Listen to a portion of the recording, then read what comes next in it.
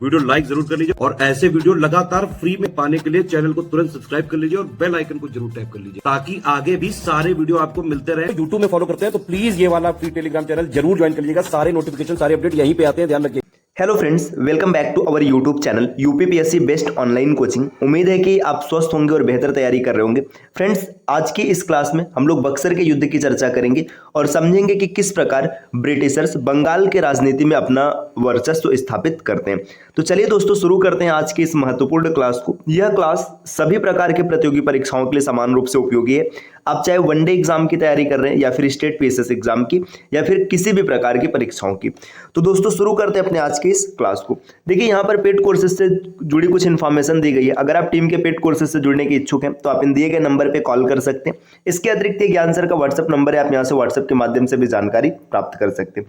चलिए दोस्तों, अब बढ़ते हैं आगे अपने क्लास की ओर। देखिए, अब बक्सर के युद्ध को समझने के लिए प्लासी के युद्ध का स्पष्ट होना बहुत आवश्यक है। इससे एक लिंक डेवलप होगा और चीजों को आप अच्छे से समझ पाएंगे। देखिए, बात करेंगे प्लासी के युद्ध की, तो प्लासी का युद्ध होता है 23 जून 1757 को।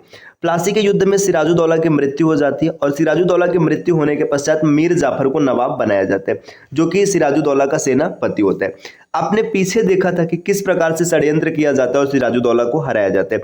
सिराजुद्दौला जिन जिन लोगों पर भरोसा करता है वही लोग इसको धोखा देते हैं और अंत में इसकी मृत्यु हो जाती है। उसमें प्रमुख कौन कौन है, जैसे देखिए, बात करेंगे मीर जाफर, जो कि इसका सेनापति है ना। इसके अतिरिक्त इसकी मौसी घसीटी बेगम, जगत सेठ जो कि बैंकर रहा था। इसके अतिरिक्त आपने देखा था जो प्रभारी मानिक चंद बनाया गया था अलीनगर का, वो भी इसे धोखा देता है, तो इसकी वजह से इसकी मृत्यु होती है। इसके अतिरिक्त मीर मदान और मोहनलाल का नाम याद रखिएगा, ये सिराजुद्दौला के पक्ष में थे। अब देखिए, जब मीर जाफर को नवाब बनाया गया तो मीर जाफर को नवाब किसने बनाया, अंग्रेजों ने बनाया। तो सीधी सी बात है कि मीर जाफर अंग्रेजों के लिए काम करेगा। अंग्रेजों को खुश करने हेतु मीर जाफर ने क्या किया, बंगाल का खजाना खाली कर दिया। मतलब अंग्रेज देखिए व्यापारी थे, वो अधिक से अधिक लाभ प्राप्त करने की इच्छा रखते थे, तो उन्हें इन चीजों से कुछ नहीं पड़ा था कि आपके राज्य में क्या चल रहा है। उन्हें सिर्फ और सिर्फ मुनाफा चाहिए था। तो इन्होंने क्या किया कि मीर जाफर ने पूरा बंगाल का खजाना खाली कर दिया।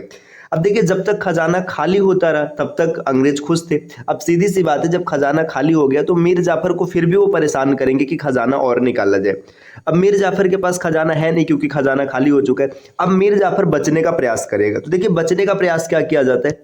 अब देखिए, अंत में डचों से संपर्क में आता है। कौन डचों से संपर्क में आएगा, मीर जाफर। मीर जाफर जब खजाना पूरी तरीके से खाली हो चुका है, उसके पास कुछ नहीं है, कोई विकल्प नहीं है, तो डचों के संपर्क में आता है कि किसी तरीके से अंग्रेजों से छुटकारा मिले। लेकिन देखिए, जब वो डचों के संपर्क में आता है तो आगे की परिस्थिति क्या है। डच वेदरा के युद्ध में, वेदरा का युद्ध या फिर से चिंसुरा का युद्ध भी कहा जाता है, 1759 में परास्त होते हैं और भारत से बाहर हो जाते हैं। देखिए, जो मीर जाफर है वो अंग्रेजों से बचने के लिए डचों के संपर्क में आ रहा है ना। लेकिन क्या हो रहा है कि बेदरा का युद्ध होता है 1759 में और डच यहाँ से परास्त होते हैं बुरी तरह से और भारत से बाहर हो जाते हैं। अब देखिए, यहाँ पे मीर जाफर ने क्या किया, एक तरीके से अंग्रेजों को धोखा देने का कार्य किया। अब क्या मीर जाफर फिर से गद्दी पर बना रहेगा, नहीं बना रहेगा। अब 1760 में क्या करते हैं, अंग्रेजों ने क्या किया, मीर जाफर को हटा दिया और मीर कासिम को नवाब बना दिया। अब मीर कासिम को नवाब बनाता है तो मीर कासिम को भी यही सोचकर नवाब बनाया गया कि मीर कासिम वो कार्य करेगा जो अंग्रेज चाहेंगे। अब देखिए, मीर कासिम ने क्या क्या कार्य किया, चलिए मीर कासिम के कार्यों को समझते हैं एक एक करके। तो देखिए, मीर कासिम के कार्य, मीर कासिम नवाब बनते सबसे पहले 3 गांव, वर्धमान, चटगांव और मिदनापुर, इन 3 गांवों की दीवानी अंग्रेजों को दे दिया। दीवानी देने का तात्पर्य यह है कि अब इन गांवों से जितनी भी राजस्व प्राप्त हो गए, फिर जो भी राजस्व की वसूली होगी उसका अधिकार अंग्रेजों के पास चला गया। अब देखिए, ये देने के बाद मीर कासिम क्या करता है, कुछ अच्छे कार्य भी करता है। इसने राजधानी परिवर्तन कर दिया, मुर्शिदाबाद से मुंगेर कर दिया। मुंगेर इसलिए कर दिया ताकि अंग्रेजों का जो पकड़ है बंगाल के ऊपर थोड़ा सा कमजोर हो जाए। देखिए, आपने पीछे देखा होगा कि जो पहले अंग्रेजों बंगाल की राजधानी थी वो ढाका थी, मुर्शिद कुली खान ने उसे मुर्शिदाबाद किया था। अब देखिए, इसने सैन्य क्षमता भी बढ़ाया। सैन्य क्षमता मतलब सैनिकों की संख्या बढ़ाई, उनका प्रशिक्षण बढ़ाया। देखिए, यूरोपीय विधि से प्रशिक्षण, यूरोपीय विधि का मतलब भारत के जो सैनिक थे वो तलवार, भाले, इन सब से युद्ध करने के लिए प्रशिक्षित थे, जबकि ब्रिटिशर्स या फिर जो भी यूरोपीय कंपनियां थी वो तोप और बंदूक के बल पर युद्ध किया करती थी। और आपको पता है कि तोप और बंदूक का मुकाबला तलवार और भालों के साथ नहीं किया जा सकता। तो इसने क्या किया, यूरोपीय विधि से प्रशिक्षण मतलब अपने सैनिकों को भी तलवार और भालों से हटा करके तोप और बंदूक के लिए प्रशिक्षित किया। तोप व बंदूक का भी निर्माण कराया ताकि अंग्रेजों से युद्ध करने पर उन्हें परास्त किया जा सके। तो देखिए मीर कासिम यहाँ पर कुछ अच्छे कार्य भी करता है। अब इसके बाद क्या होता है, देखिए मीर कासिम अंग्रेजों से युद्ध करता है। अब युद्ध कहाँ कहाँ हो रहा है, देखिए कटवा का युद्ध 1763 में होता है, गिरिया का युद्ध होता है 1763 में, लेकिन इन दोनों युद्ध में क्या होता है कि मीर कासिम की परास्त होती है, मीर कासिम हारता है। 1764 में उदय नाला का युद्ध होता है। इन सभी युद्ध में मीर कासिम की हार होती है और अंत में मीर कासिम भाग जाता है और भागकर कहाँ आता है, अवध आता है। अब अवध आने के बाद देखिए पूरी परिस्थिति बन रही है बक्सर के युद्ध की। अब ये भाग करके कहाँ आ गया, अवध आ गया। अब अवध आने के बाद ये क्या करता है, शाह आलम द्वितीय। शाह आलम द्वितीय कौन है, मुगल बादशाह है, दिल्ली में शासन है। सुजाउद, यहाँ पे सुजाउद्दीन नहीं सुजाउद्दौला होगा, है ना, सुजाउद्दौला होगा। सुजाउद्दौला कहाँ का शासक है, अवध का शासक है। इसके बाद मीर कासिम, अब ये बंगाल का शासक। तीनों मिलकर के संयुक्त रूप से एक सेना बनाते हैं। और इधर है अंग्रेज, अंग्रेज की तरफ से हेक्टर मुनरो, है ना। यहाँ पे क्या होता है, इन दोनों के बीच में युद्ध होता है 22 अक्टूबर 1764 को। इसी को बक्सर का युद्ध कहा जाता है। तो देखिए बक्सर के युद्ध को आप एक लाइन में ऐसे याद रख सकते हैं, शाह आलम द्वितीय दिल्ली का, सुजाउद्दौला अवध से, मीर कासिम बंगाल से और अंग्रेज की तरफ से हेक्टर मुनरो। ये सब आपस में मतलब देखिए ये तीन एक तरफ होते हैं और ये अकेला एक तरफ होता है। इनमें युद्ध होता है, इसी को बक्सर का युद्ध कहते हैं। लेकिन बक्सर के युद्ध की परिस्थिति कैसे बनी ये पीछे से आपको स्पष्ट हो चुका है। अब बक्सर का युद्ध होता है 22 अक्टूबर 1764 में। अब क्या ये तीनों मिल करके इसको परास्त कर पाए, नहीं कर पाए। इसका कारण क्या था, आपसी फूट। देखिए होता क्या है कि जो हेक्टर मुनरो है, हेक्टर मुनरो क्या करता है, शाह आलम द्वितीय जो दिल्ली के नवाब है या फिर दिल्ली के बादशाह है ना, इसके अतिरिक्त सुजाउद्दौला, सुजाउद्दौला को क्या करता है, इन दोनों को लालच दे करके अपने पक्ष में मिला लेते हैं, अपने पक्ष में मिला लेता है। और यहाँ से मीर कासिम क्या होता है, मीर कासिम भाग जाता है और इसकी हार होती है। तो चलिए आगे समझते हैं। देखिए नेक्स्ट अगले स्लाइड पर क्या इंफॉर्मेशन दिया गया, देखिए शाह आलम द्वितीय और यहाँ पे सुजाउद्दौला रहेगा, सुजाउद्दीन ही लिखा गया। सुजाउद्दौला को अंग्रेजों ने लालच देकर अपने पक्ष में किया, मतलब ये दोनों अंग्रेजों के पक्ष में आ गए। अब मीर कासिम यहाँ से भाग जाता है। अब मीर कासिम भाग गया मतलब बक्सर के युद्ध समाप्त हो गया। बक्सर के युद्ध में क्या होता है, मीर कासिम की हार हो गई और अंग्रेजों की क्या हो गई, जीत हो गई। बक्सर का युद्ध किसने लड़ा था ये याद रखेगा, मतलब हेक्टर मुनरो अंग्रेजों की तरफ से था। ये क्वेश्चन कई बार वनडे एग्जाम में बना हुआ है। अंग्रेजों की जीत हो गई। अब देखिए जीत हो गई, सीधी सी बात है। अब जब शाह आलम द्वितीय और सुजाउद्दौला ये दोनों अंग्रेजों के पक्ष में आए थे तो अंग्रेजों ने कुछ ना कुछ तो लालच दिया होगा। तो अब इसी लालच को पूरा करने के लिए या संतुलन बनाने के लिए इलाहाबाद की संधि की जाती है 1765 में। इलाहाबाद की संधि देखिए युद्ध लड़ा था हेक्टर मुनरो ने, लेकिन संधि किसने किया, लॉर्ड क्लाइव ने किया। अब क्लाइव क्या संधि करता है, चलिए आगे समझते हैं।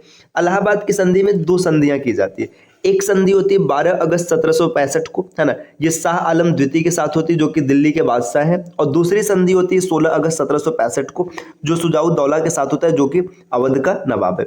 देखिए शाह आलम द्वितीय के साथ क्या संधि होता है, अंग्रेजों का रवैया समझने का प्रयास कीजिए। जो शक्तिशाली है उसके साथ ये थोड़ी सी नरमता से व्यवहार करते हैं और जो कमजोर है उसके साथ कितनी कठोरता से व्यवहार करते हैं, यहाँ से आप देख सकते हैं। देखिए शाह आलम द्वितीय के साथ क्या करते हैं, इनसे बंगाल, बिहार और उड़ीसा की दीवानी प्राप्त करते हैं। दीवानी का मतलब अब पूरा बंगाल, बिहार और उड़ीसा का जो राजस्व वसूलने का कार्य होगा ये अंग्रेजों के पक्ष में आ जाएगा, मतलब अंग्रेज इसे संभालेंगे। इसके बाद इलाहाबाद व कड़ा क्षेत्र बादशाह को देने का प्रस्ताव कि मतलब आप इन तीनों की दीवानी हमको दीजिए, हम इलाहाबाद और कड़ा का क्षेत्र आपको दे देंगे, है ना। इसके अतिरिक्त और क्या करते हैं कि बादशाह को पेंशन देंगे। पेंशन का मतलब अब बादशाह पूरी तरीके से अंग्रेजों पर निर्भर होंगे, अंग्रेज पेंशन देंगे, इनका जीवन यापन, इनका निर्वहन इस प्रकार से चलेगा। तो देखिए बादशाह के साथ थोड़ा सा नरमता भरा व्यवहार आ रहा है ना। इन्होंने क्या किया कि यहाँ से बंगाल, बिहार, उड़ीसा की दीवानी प्राप्त की तो पेंशन दिया, इसके बाद इलाहाबाद और कड़ा का क्षेत्र दिया। अब यहीं पर दूसरी संधि देखिएगा जो कि इलाहाबाद की दूसरी संधि है सुजाउद्दौला के साथ।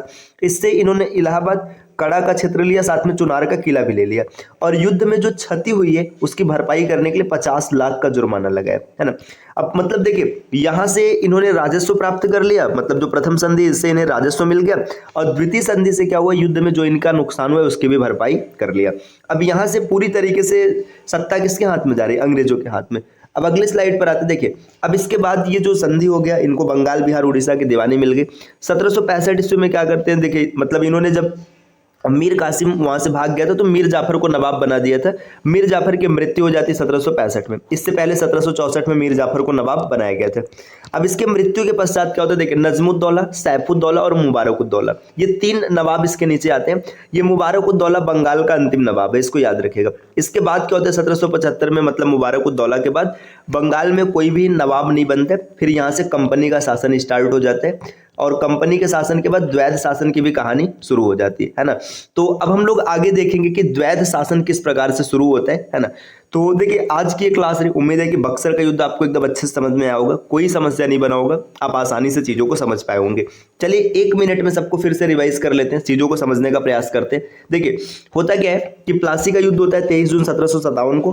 प्लासी के युद्ध में सिराजुद्दौला की मृत्यु हो जाती है। अब मीर जाफर को सेनापति जो था इसको नवाब बनाया गया।